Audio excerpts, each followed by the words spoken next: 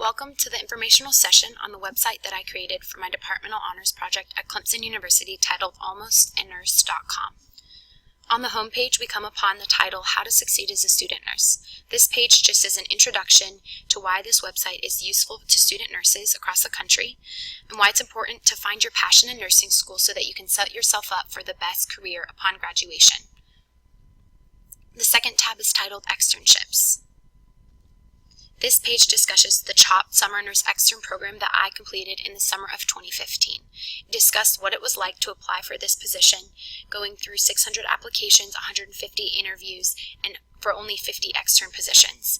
This was highly competitive at a well-known hospital in a large area, but I had the opportunity to work in the NICU this summer, and thus I discussed what that was like working with a nurse preceptor. And also on this page is a list of externships by state. Right now there's only 5 states and about 8 externships that I have listed with links to the program site and the deadlines for each of them. I hope to expand this list as I meet nursing students from across the country and learn about their experiences and externships that they have done. The next tab is titled My NICU Experience. I talk about why I would like to be a NICU nurse and how that dream began when I was in 6th grade when my triplet cousins were born at 26 weeks. I talked about what the NICU was like working at one of the best NICUs in the country and how I got to learn from incredibly seasoned NICU nurses on this unit. This tab is titled Day in the Life of a NICU Extern.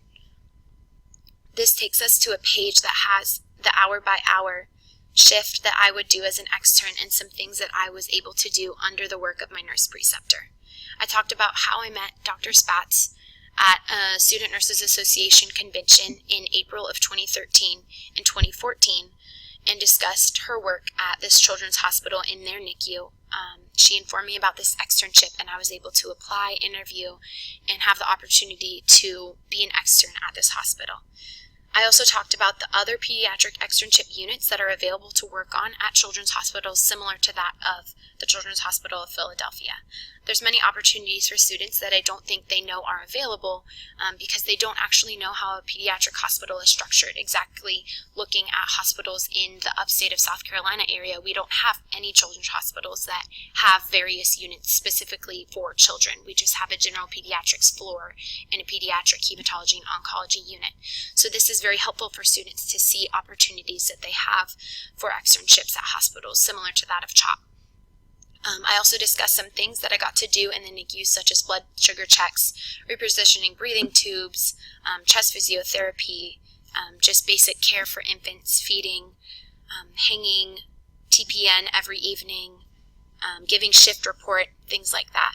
I also talked about the experience I had working with the Human Milk Management Center and how the milk was essential to the NICU infants and getting to see them receive donor human milk.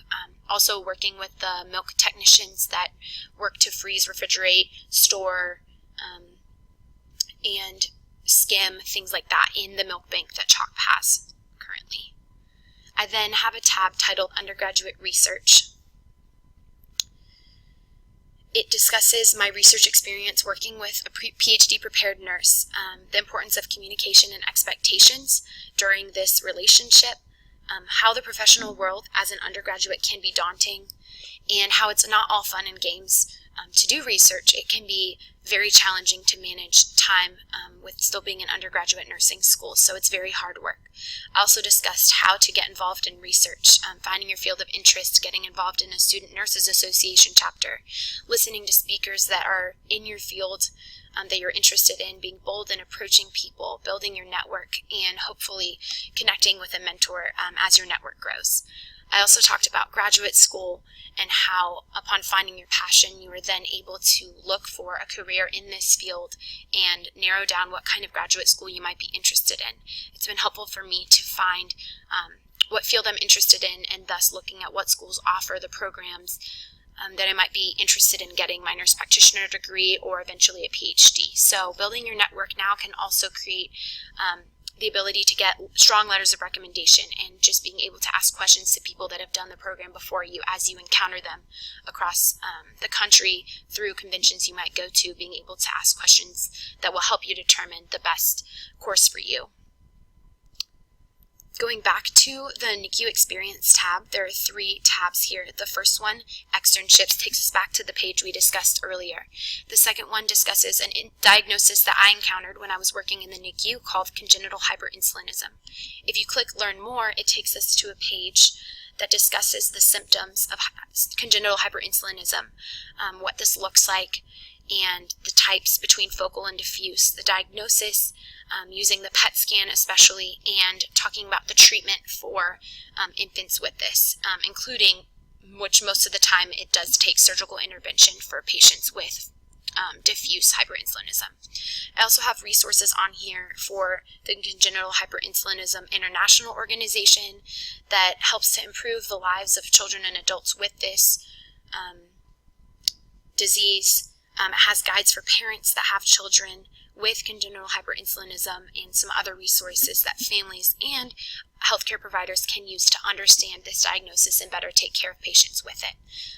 There is a file here that is a PowerPoint slide that has this information that can be used for presentations on such, and this link here will take us to the website for the Children's Hospital of Philadelphia that continuously updates their website with resources for parents of infants with children with congenital hyperinsulinism. So that link is here under the Learn More tab. It will take us to the Congenital Hyperinsulinism Center at the Children's Hospital of Philadelphia webpage. And it has some videos that parents have created talking about their experience with their child being treated at CHOP and just about the diagnosis in general. The next tab, if we go back to My NICU Experience, is the Undergraduate Research tab that we discussed earlier, talking about how to do undergraduate research. And the last tab with important information is titled Donor Human Milk. This is what the majority of my research has been focused on. There's a video here that has parents who speak about their experience in a NICU with a critically ill infant and how donor human milk impacted their experience there. For a mom that can't breastfeed, it is such a beautiful thing for them to be able to have breast milk still given to their infant that needs it at a time like this. So it also discusses the benefits of human milk, which is the same for that of donor human milk, what donor human milk is and how it's different from human milk, the screening process for moms that would like to donate, and how we get the milk. It also talks about HUMBANA, which is an important organization that regulates the rules and establishment of human milk. It also talks about recent news articles that discuss the black market of milk banking in donating versus selling human milk, and how Prolacta and Metalac are companies that are in the business of buying human milk for profit and selling it. So I hope to update these articles as more come out into circulation in New York Times and things. I hope to update more articles that reference donor human milk as it emerges as a recent topic of research. I also discussed the United States Breastfeeding Committee. There's a link to their website here.